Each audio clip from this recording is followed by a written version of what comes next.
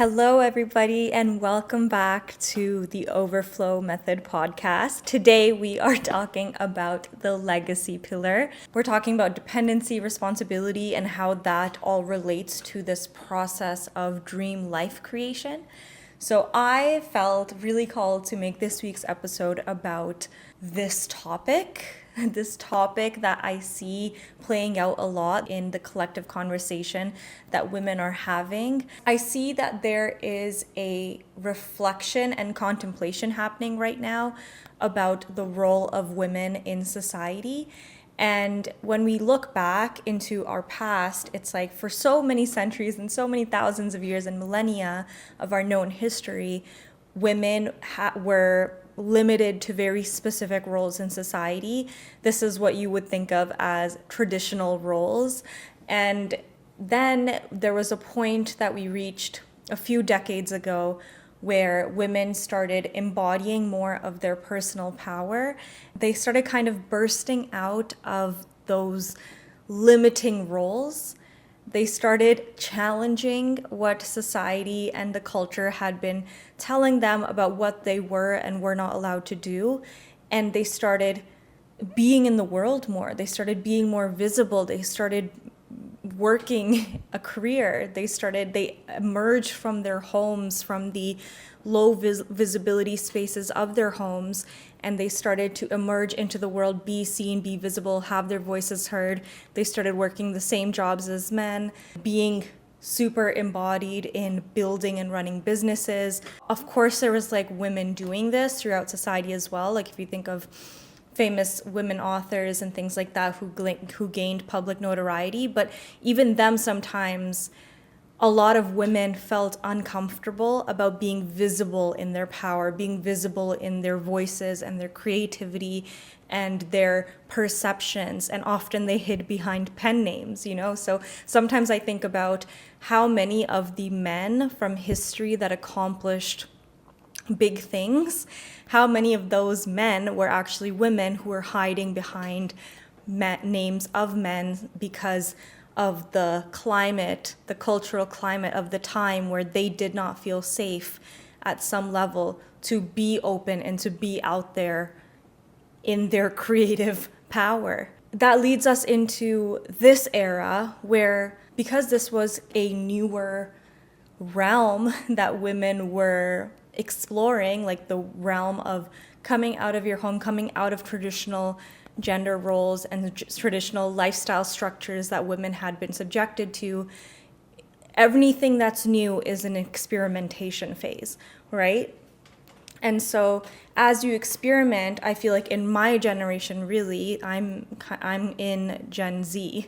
That's like my bracket of generation. I feel like in my generation specifically, the conversation around, okay, let's stop and look back and see what's working and what's not working, that conversation really started to rise. And we continue to see it rise when you look at the emergence of trad wife culture, when you look at the emergence just a few months ago, the skyrocketing visibility of people like Nara Smith or Ballerina Farm, these like influencers who they're not really actually living actual fully traditional lifestyles because they are expressing their creativity and they're out in the world and they're visible, but they kind of have curated this persona or character that hints back to more traditional lifestyles for women.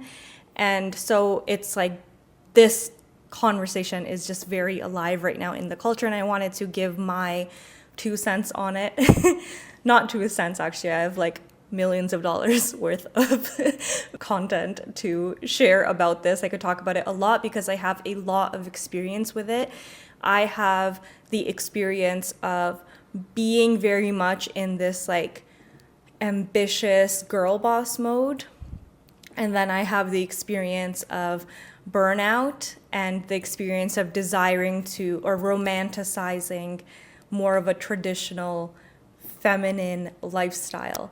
And this is going to lead into my personal experience around creating and designing my lifestyle around more traditional structures and playing out the character of like a stay-at-home housewife. I've lived that role fully for over a year of my life, and I feel like I have learned so much through it, and this podcast episode is about sharing my perspectives on it now, kind of seeing both sides of the spectrum, and not just like seeing both sides of the spectrum, but living both sides of the spectrum, being super career oriented and ambitious and focused and like go, go, go, let's just do everything exactly. Let's just like, I'm no different than a man. Let's full steam ahead, consistent day, like working as consistently as I see the men around me working. And then I also have the complete opposite end of the spectrum that I lived, where I just was like, I'm just going to not worry about any of that. I'm not going to worry about my impact. I'm not going to worry about my influence or how I am perceived or how visible I am. I'm just going to like stay at home. I'm going to do my like cutesy like home keeping activities and hobbies. I'm going to learn how to do sourdough. I'm going to like learn how to really nurture myself and nourish the home. I'm going to take on the responsibilities of being a homemaker, and I'm going to make the homemaker role my purpose. With the homemaker career, what you're working towards is a greater harmony within the home space and cultivating balance and this like ecosystem of rejuvenation within the home. So this conversation has a lot to do with the concepts of dependency and responsibility. I'm going to talk about my experience over the past few years, and like what led me into even like experimenting with more of like a trad wife lifestyle, and then what it is that eventually pulled me out of it. And now I'm in this place again where I am accessing my ambition again. I am accessing my visionary, like businesswoman, boss babe kind of personas, and doing this even though at this point I don't have to. Like, what is it that led me back to this place, and how am I balancing that with what I learned being a stay-at-home wife? Okay. So basically, when I look back into my past and I look at my school years, I look at university, I look at the first few years out of university, I was hustling. Like, I have always had it within me, this knowing that I am here to make like great impact. I'm here to do big things. And this drive and this ambition has like been this fire in me for as long as I can remember. Even being a child, having this sense of conviction in this knowing that I'm here to do something, to accomplish something. Even as a child, I felt that.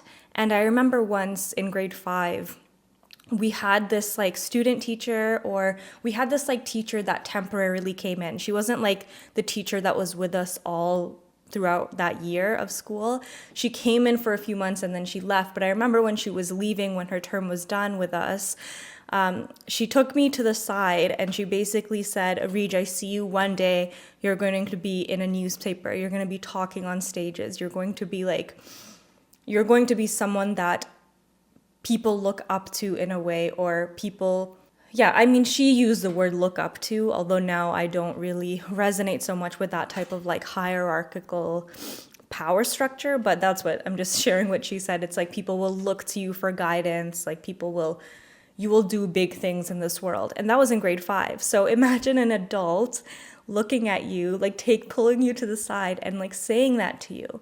Think of how that affects your sense of self. It affects like your visions of the future. It was just like this validation of something that I already had felt within myself. And ever since then, so like that I was already doing the most that I could. Like even in school, I was like a super high achiever. I was constantly striving to be like the best student ever.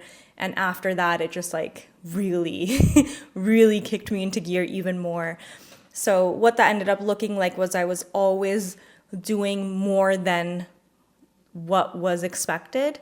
And so I was always constantly pushing myself. I was constantly like pushing my own comfort levels and boundaries. And I was just in this very like ambitious, forward focused movement type of energy. And through middle school, through high school, I took programs and like curriculums that were like beyond the normal stream. So in middle school, instead of doing like normal stream, I did extended French, which meant that some of my courses would be fully taught in French. And I didn't grow up speaking French at home. And when I was in grade 6 and I was making that decision for myself, it's not like I was fluent in French. I just knew that this was something that I wanted to do so I could develop myself, because I knew that having a third language that I could speak beyond English and Urdu would be beneficial to me. So I went that way. And then in grade 8, when I was making the decision about high school choices, I chose the IB program, which is this kind of like standardized curriculum that's global, that you're doing more than the average high school student in Ontario is. Like the curriculum is a lot more demanding, the workload is higher. Like it's just I was constantly pushing myself.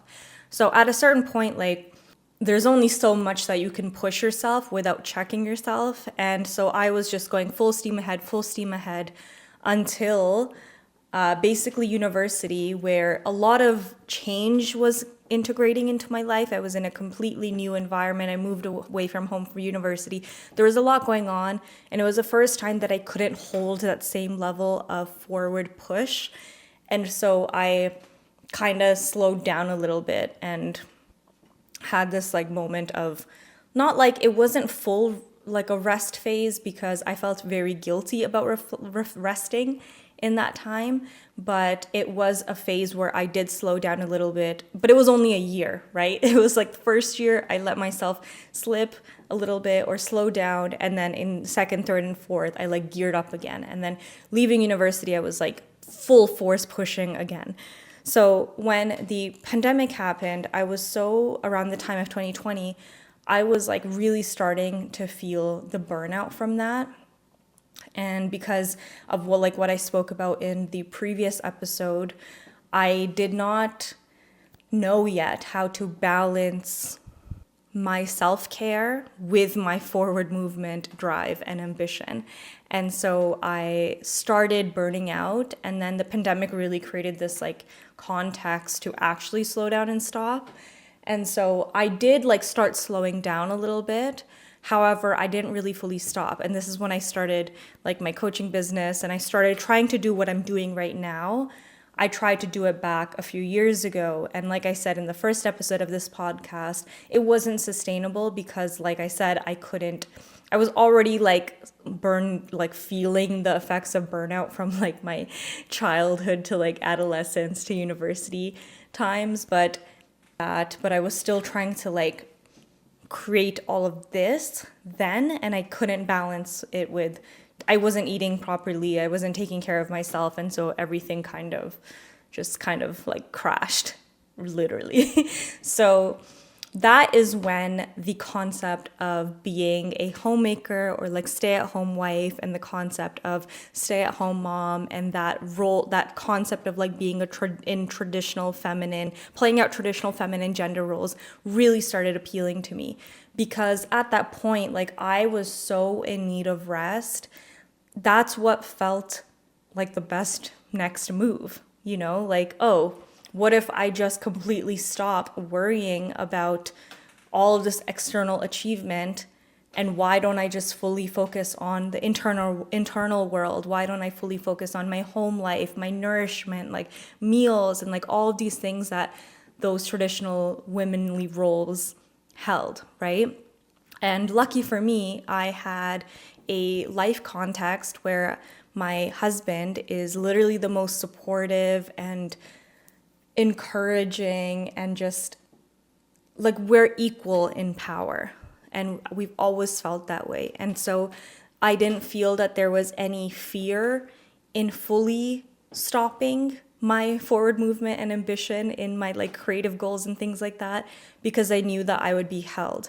And it wasn't an abrupt stop. There was like lots of conversations that we had about it, and just based on where I was at the time in my life, just like I literally couldn't even work if I wanted to, because my body was just so depleted. And I think Garrett understood that. And so he really like oh, he wasn't like super like, yeah, do this is exactly what I want from you. I did feel some hesitancy, but like I said, he's so supportive. So he was like, okay, if this is really what you want to do, that's fine. So at that point, I stopped trying so much to be in this like 50-50 type of relationship where I was like striving and struggling and hustling to be able to pay for 50% of our life expenses. And we kind of renegotiated things. And interestingly enough, what ended up happening is that as this like energetically changed, it actually started reflecting in the external world more, where Garrett actually did start making more money. And you can think whatever you want about this based on your belief systems and like your concepts of energy work and energetics and things like that. But there was a direct correlation with me stopping the struggle and like taking care of myself, focusing on taking care of myself. Things just got more abundant, basically. This also a note that I'd like to make is I only really felt safe fully pulling back into this stay-at-home wife lifestyle once we got married, which we got married in 2023.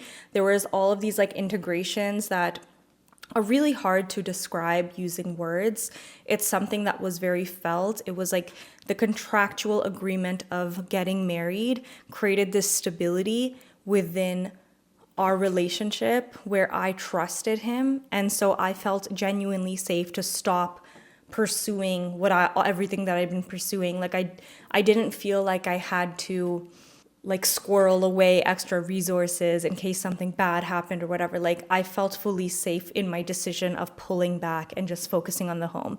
So something that I'd like to also mention for anyone who might be in this phase right now and is in this phase where this is like what is resonating with them and they want to be in more of like a homemaker role at this point of their life.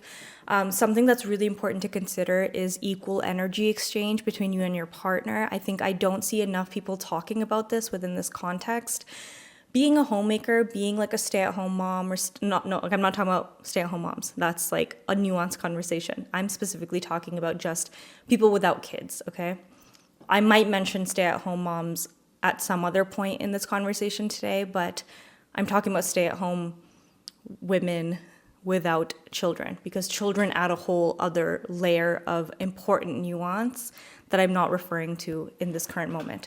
So basically, you have to balance equal energy exchange. If you're under the impression that this agreement is something like, my husband's gonna be responsible for all the resources and the expenses and the bills, and I'm just gonna like flutter around in my feminine energy all day, every day, and I don't really have any responsibilities. That's not exactly true. Even though being dependent on someone else's earning means that you have to hold less responsibility, you still have to hold some responsibility. Like the only way this worked was if I agreed to fully taking care of the home, like the cleaning, the cooking, the groceries, the meal planning, the laundry, like all of those like domestic tasks, I to fully be like, this is my job right now in our project, in our like co-creative project of life right now. These are my jobs, these are my roles, and you're working with these like external companies and you're bringing external money in. Okay, so while you do that, I will deal with everything here. Okay, homemaking is not a passive role either. It is a active thing. Like you still have things to do. You still have responsibilities. And then this is like, if you move into the conversation around stay-at-home moms, that's a whole other thing.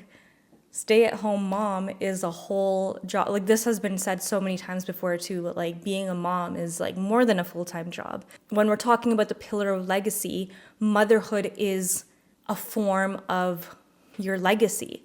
There's women out there who have legacies similar to mine that are very related to being visible and speaking out into the world and being seen and just like being out in the world more in like a way that traditional masculine roles would be in the past. And then there's some women who their legacies literally are just about raising children and homeschooling children and kind of passing on their legacy, making their impact in a more domestic way. That is a legit thing. It is up to you and your discernment to figure out where you are in this equation. And there is no judgment because, like I said, motherhood it's like, honestly, let's talk about motherhood for a sec. Motherhood, out of all the legacies that you could possibly have as a woman, raising intelligent, empathetic, like emotionally intelligent, creative children who then grow up into being like very valuable members of their communities, that is one of the most important legacies that you could ever have. So do not underestimate the power and influence of someone who is fully devoted to being a mother, okay? For me, I'm someone who sees myself balancing both inner legacy as in like once I have kids and like home and like that whole thing that I just spoke about, like balancing motherhood and also balancing an external business that reaches out into the world where my essence comes out into the world. I reach a lot of people. I reach millions of people, millions of women. I'm someone who I know this to be true. I have conviction and this is my path. I'm meant to be out there. Okay, so that's an important distinction. Because that is my orientation in this equation, that means that a lot of the perspectives that I share in my work, they are kind of filtered through this orientation that I have. That is the concept of the overflow method. We are balancing, like this is, the topics of this conversation include business development, okay? And so if you're just a mother and that's all you desire to create in your legacy pillar, you probably won't resonate with this podcast as much as someone who's more similar to me, who is wanting to balance both of these things. And currently, because I'm at a place where I'm not a mother yet, a lot of the topics that I speak about now, from now until I do become a mother, will be resonating the most with other women like me who are also not mothers yet and are just focusing on building a foundation in their personal brands and their businesses and their legacies. And like going back to my experience, the reason that, so I was in this like kind of like stay-at-home wifey life, and I was having fun. I had a really great time for about a year because what it did, being in this role, it just gave me this ability and freedom to fully focus on nourishment. It was like doing a PhD in nourishment. That's all I had to focus on. I had to focus on meals. I had to focus on cleaning. I had to focus on these other pillars that we speak about in the Overflow Method podcast, the pillars lower than legacy. The reason I can speak about what I'm speaking about in this podcast is because I had this experience of being in this more like homemaker type of role, in this more traditional feminine role, because it gave me time and space to fully understand how this works and how systems of nourishment are created. So that was really useful for me. The reason I have pulled out of that and I'm here right now with you deciding to like set my phone up and make a podcast, and I started becoming more active on social media and like doing all these things, is because I got bored.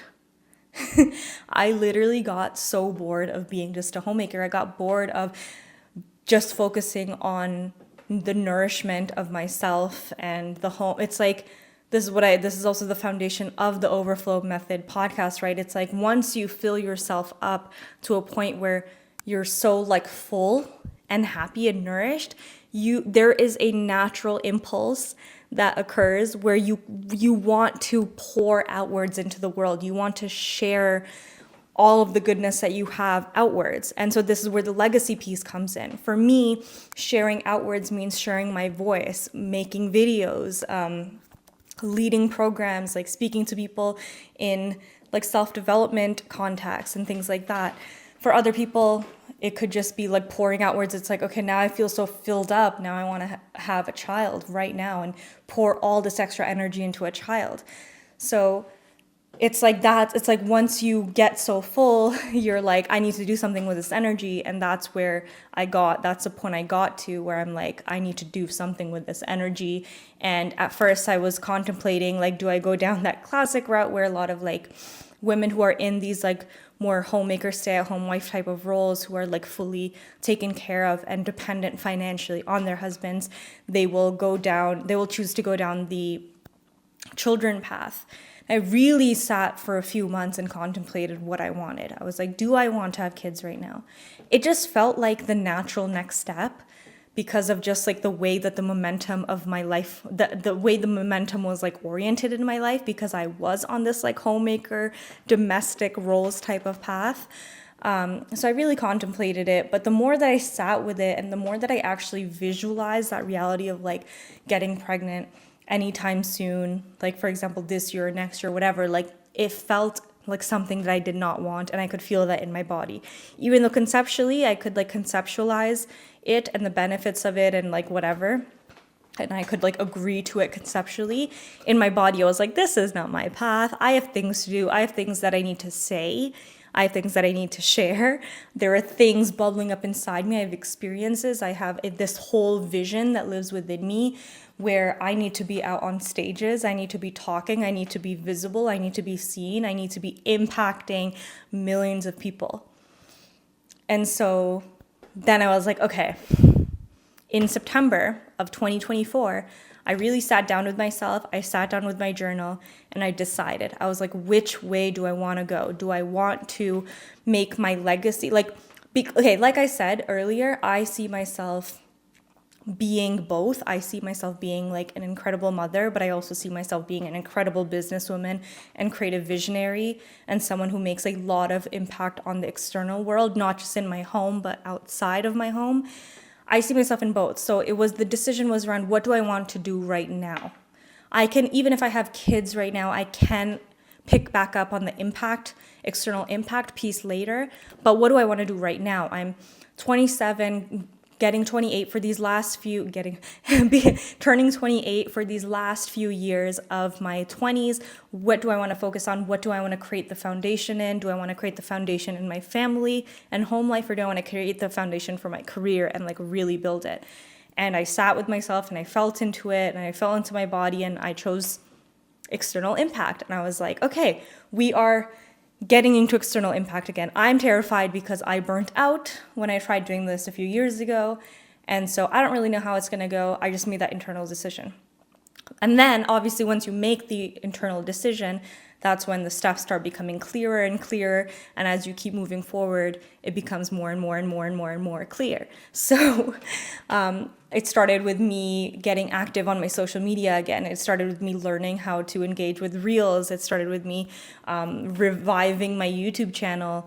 And then now it's like with this podcast, and then in the very near future, and then like next week or so, it's like launching the mentorship programs again and getting back into that realm of coaching and mentorship and making income through that place. I also on Sunday launched my first ever digital, it's not my first ever digital product. It's a life planner. It's a PDF life planner. I will leave the link in the description if you're interested. But I put that up on a shop, and it's like my first digital product that I have available for sale in many years. And so it's like I really decided in September, and then over the next months, I just started moving down that path, and it led me here to where I am right now. So ultimately, the reason I wanted to switch is because I needed to do something with all this energy. I was getting bored, and I was like, okay, what do I do with all this energy that I've built up within myself? Do I want kids, or do I want external impact and business? And I chose business. And this is like something that I really want to speak about right now, because I've been thinking about this within the cultural context. And what I see out there in the world is that a lot of women, they think that they want to be homemakers and stay-at-home wives and stay-at-home moms, because it's easier, because they're tired, because they're burnt out, and because when they imagine that life, they're like, oh my God, I could just rest. I could just nourish myself. That's what I want to be when I grow up. Why would I ever want to be someone with a business? Why would I want to go through the discomforts of growth, of accelerated growth, that creating and building a business, creating and building an external legacy, or even having kids, things like that. It's like, why would I even want to go through the discomfort of that? Because I'm tired. I just want to be taken care of. So I think a lot of women are in that place where they're so burnt out that that's why that seems like the most attractive option right now, and they start striving for it. And I think that's a mistake, because I think that women shouldn't strive for it so based on this limited scope and based on this like energy of being exhausted. I think that this is why I am having this conversation with you, because I want you, if you're listening to this and you've thought about this for your own life and your own lifestyle design, think about, are you someone who like, do you only want this because you're tired? Or do you want this because this is actually what you want? Because the thing is like, if you're tired, like I was tired, you might want this for a few years, and that's okay. Because like I said, like having this over a year of being able to just be a stay-at-home wife was amazing, because it gave me the space and time I needed to nourish myself and fill up my own cup. But just be so real with yourself. Do you see yourself having impact in the world? Do you see yourself being not dependent on others, being fully dependent? Do you see yourself being fully in your power? Because what we give up when we decide to be stay-at-home wives and we decide to be taken care of by someone else, is that we give up our power to them because they're taking care of us. And this is what a lot of women speak to in this conversation. They're like, you can't trust a man. Like, I'm not even coming from that perspective, because there's so many people talking about that. I'm not even talking about it from that. I'm not even talking about this sense of like needing to be hyper independent and like fearful. I'm just speaking it from the concept of personal power and how you feel in your day-to-day life. Fulfillment feels infinitely better than perpetual comfort. Like, being comfortable feels really great. Avoiding pain and discomfort feels really great in the moment, but that fulfillment, that deep fulfillment that comes from living your passions out into the world, the fulfillment that comes from being able to set a goal, to kind of select a vision, and then actively experience yourself moving towards that vision and then accomplishing the vision and living in the vision. The happiness and the positive feelings that you feel from that are so much greater than what a state of perpetual comfort can feel like. And this is what I've learned through all my experiencing over the past few years, is that yes, like building a legacy out, putting yourself out there, being vulnerable, getting rejected by people, like feeling like it's not working, like the pains and trials and tribulations of entrepreneurship, of building and creating your own thing in this world and solidifying it and stabilizing it and building it to a point where you start receiving value back from it. It's a path full of obstacles, right? It's hard. You have to go through discomfort. Me making this podcast today, I had to be so committed to getting this podcast filmed today. There were so many things that happened today that a past version of me would just be like, okay, well, whatever. Like, I just won't film today. I'll film tomorrow. What I'm realizing is that if I am serious about building a dream business for myself, if I'm serious about building impact and an impactful legacy that affects millions of people in a positive ways, millions of women in positive ways, I have to get really serious about my capacity to handle discomfort. You know, like, it wasn't the easiest thing to get to this point of recording today, okay? but I'm here because I'm dedicated to this. And because of that dedication, I am able to feel the discomfort. Yeah, right now, you know what would feel better in this current moment is me lying down on the couch and like zoning, I don't know, like playing a video game. Like I'm really like in like the craving playing a video game right now for some reason. I'm just like waiting for the right one to drop in, you know what I mean? But that's like what would feel the most comfortable. But what feels the most fulfilling to me right now is filming this right now. And then when I finish recording, I'm going to feel so much better than if I had just spent the day on the couch playing games and then just like making dinner. If I'm looking for good feeling sensations, if I'm looking to feel good, dealing with the discomfort, the temporary discomfort of getting myself to this place, setting up the camera, doing my makeup, being in this uncomfortable chair instead of being on the comfy couch. The discomfort is worth it because it leads to sensations of feeling good that are way bigger than just the comfort, okay? Like the feel good sensations that come from comfort are like this, and the feel good sensations that come from fulfillment are like this. Okay? So that is why I'm here, and that's why I'm having this conversation, and that's why I transitioned out of the stay-at-home wife life, because it was boring and it was leading to stagnation. And I could feel the stagnation in my body. I could feel it in my energy body. What stagnation feels like for me personally is everything feels slow motion. Like I just start feeling more and more and more disassociated from life. Also like an apathy, you know, like I don't really care about anything because it doesn't really matter, because it's not like I'm working towards anything, like not being connected to a greater path. When we think of stagnation, we kind of think of like it's keeping us in the same spot. But in reality, it's kind of like the concept of inflation in the world of finance. It looks like it's the same. It looks like you're in the same spot, but really what's happening is that you're going backwards.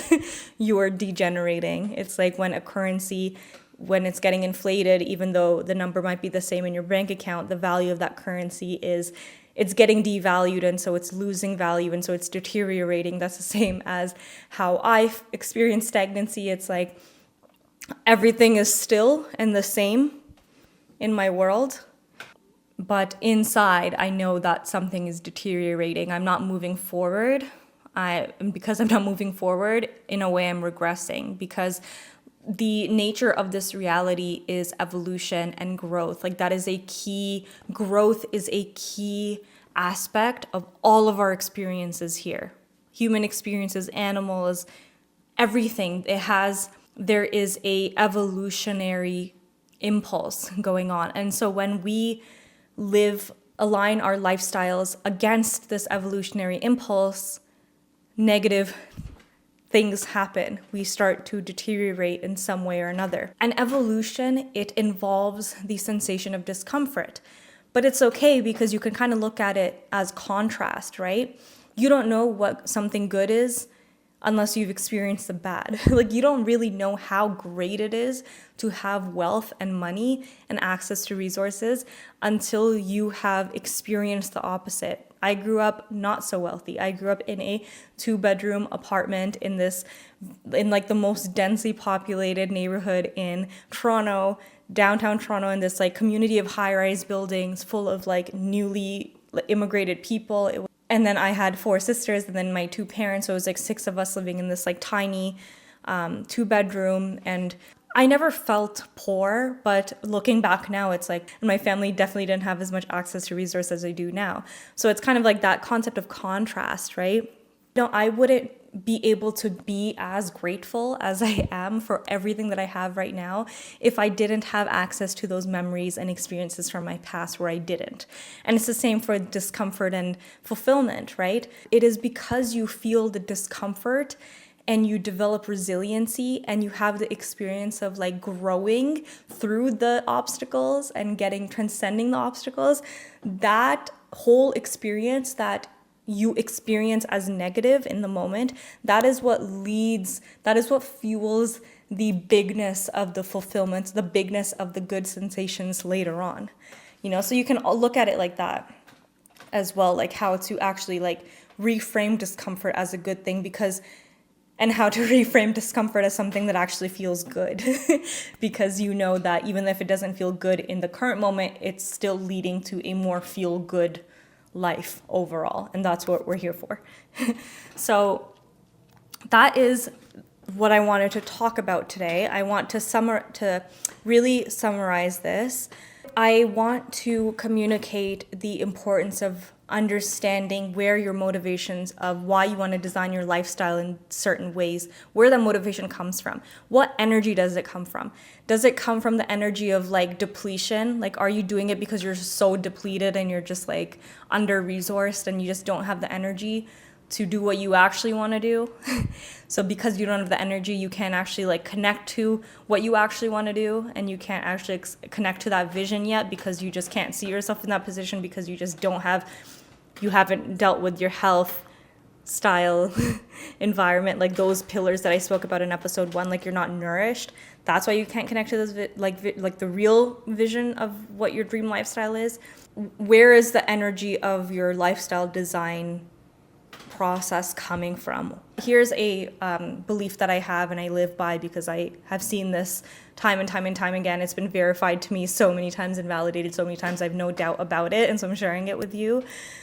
The energy that you create from is the energy that you amplify in your life. So if you create from the energy of depletion, or for example, let's talk about scarcity, right?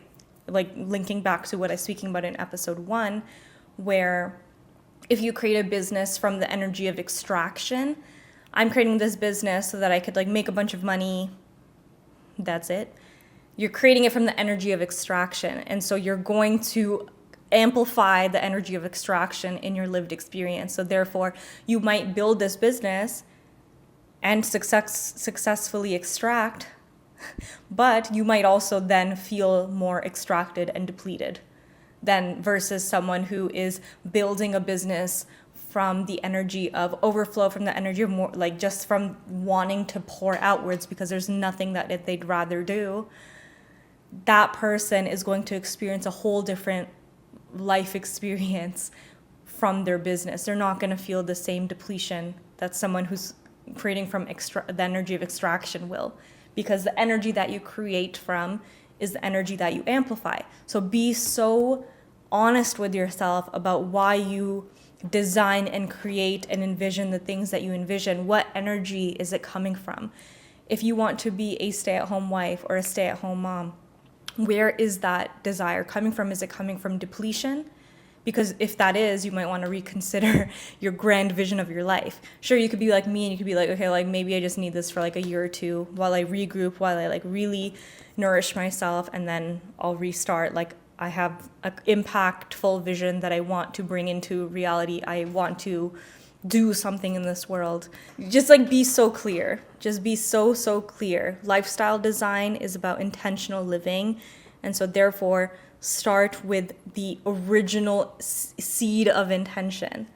When you're thinking of what you want your life to be, think not only of what you want your life to be, but think about why you want your life to be that way. What energy is that coming from? And then also, like, I want you to contemplate what your passion is. Like, I believe that every single person on this planet, no matter who they are, where they come from, whatever, every single person has the potential to make a grand impact on this world. Everyone has the precursors to doing so.